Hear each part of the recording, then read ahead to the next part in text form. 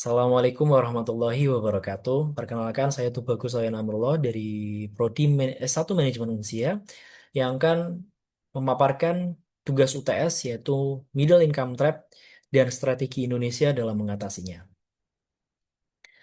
Pertama adalah konsep atau definisi dari Middle Income Trap itu. Middle Income Trap adalah kondisi ketika suatu negara telah berhasil mencapai status negara berpendapatan menengah, tetapi mengalami stagnasi sehingga tidak mampu naik menjadi negara maju. Istilah middle income trap ini populer setelah pertama kali dipakai oleh laporan Bank Dunia pada tahun 2007 dengan judul An East Asian Renaissance: Ideas for Economic Growth, di mana middle income trap ini mengacu pada keadaan ketika sebuah negara berhasil mencapai ke tingkat pendapatan menengah tapi tidak dapat keluar dari tingkatan tersebut. Jadi stagnan lalu tidak bisa untuk menjadi negara yang maju.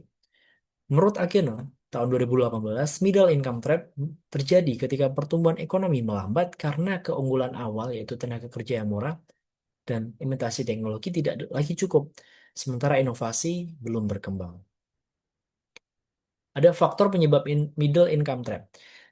Yang pertama adalah stagnasi produktivitas. Jadi pertumbuhan ekonomi yang melambat karena hanya didorong oleh modal dan tenaga kerja tanpa adanya peningkatan efisiensi dan inovasi. Struktur ekonomi tidak mengalami transformasi. Jadi terdapat ketergantungan pada sektor primer dan manufaktur berteknologi rendah, sehingga melemahkan daya saing negara. Ketiga yaitu kurangnya kualitas SDM. Kualitas SDM yang rendah dapat disebabkan oleh pendidikan yang lemah dan kurang relevan, sehingga menghambat kesiapan SDM dalam menghadapi industri modern. Lalu lemahnya institusi dan tata kelola kebijakan pemerintah. Birokrasi yang tidak efisien, kepastian hukum yang tidak jelas, serta korupsi dapat menghambat investasi jangka panjang. Selanjutnya yaitu peran kebijakan fiskal dalam transformasi ekonomi. Yang pertama yaitu reorientasi belanja negara untuk peningkatan produktivitas. Jadi dapat dilakukan prioritas belanja produktif. Jadi dari pengalihan dari belanja konsumtif ke belanja produktif. Lalu melakukan investasi di bidang pendidikan, fokus terhadap pendidikan yang sesuai dengan kebutuhan industri masa depan untuk meningkatkan kualitas tenaga kerja. Lalu kemudian pengembangan infrastruktur untuk mendukung produktivitas. Jadi pengembangan infrastruktur ini yang sesuai dengan kebutuhan ini bertujuan untuk meningkatkan produktivitas ekonomi dalam suatu negara, yaitu dalam hal ini Indonesia. Melakukan efektivitas dan efisiensi belanja, melakukan pengelolaan anggaran dengan tepat sasaran sehingga tercipta efisiensi dan efektivitas belanja dalam rangka memberikan dampak positif bagi perekonomian Indonesia. Ya, kebijakan fiskal yang kedua yaitu reformasi pajak dan pemberian insentif industri. Jadi reformasi perpajakan nasional ini dibutuhkan untuk dapat memperkuat kapasitas fiskal dan memperluas basis pajak dan digitalisasi administrasi. Lalu kemudian peningkatan kepatuhan pajak dan tax ratio. Ini penting dilakukan untuk dapat memperkuat fiskal, karena jika pendapatan negara bertambah, maka ruang investasi negara menjadi lebih besar. Kemudian pemberian insentif pajak terhadap industri. Jadi pemberian insentif pajak ini eh, sangat bermanfaat bagi para pelaku industri karena dapat memberikan dampak positif terhadap perkembangan industri mereka. Salah satu contohnya yaitu tax holiday yang membuat beban pajak yang mereka tanggung berkurang.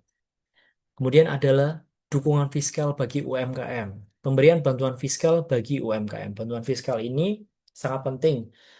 Sebagai contohnya yaitu subsidi, pelatihan, maupun fasilitas pajak bagi UMKM sehingga dapat mendorong tingkat produktivitas mereka. Dukungan fiskal ini merupakan strategi pemerintah yang baik dalam melakukan modernisasi, peningkatan produktivitas nasional dalam jangka panjang dan berkelanjutan. Lalu kemudian melakukan integrasi UMKM ke pasar global. Jadi kebijakan fiskal dapat membantu pemerintah dalam memberikan fasilitas kepada UMKM untuk dapat terhubung dengan rantai pasok industri besar dan pasar global untuk mengembangkan usaha mereka.